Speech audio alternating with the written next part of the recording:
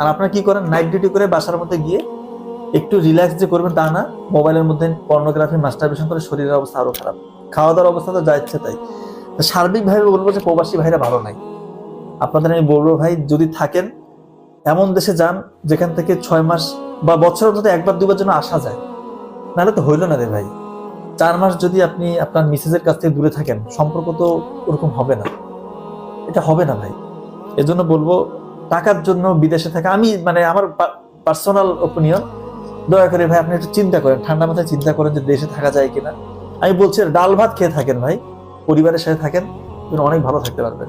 ওইখানে যে লেভেলের খাটায় আপনাদের, যে পরিশ্রমটা আপনারা করেন, কি পাচ্ছেন বলেন তো, কি পাচ্ছেন? ভাবতেছেন যে 50 বছর 55 বছর হবে তখন দেশে আসবো, টাকা পয়সা অনেক হবে, তখন আপনার জীবনে থাকবে টাকা। একটু চিন্তা করেন ভাই, একটু চিন্তা করেন, এই জীবনটা এভাবে নষ্ট করিয়েন না।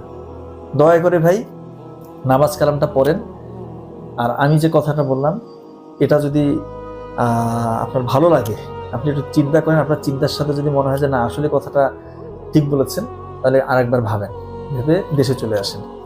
আর যদি ওখানে থাকতেই হয় 6 মাসের বেশি না, 6 মাসের পর জন্য অন্তত একবার দেশে আসতে পারেন, এসে আবার যাবেন, এরকম হলে ঠিক আছে।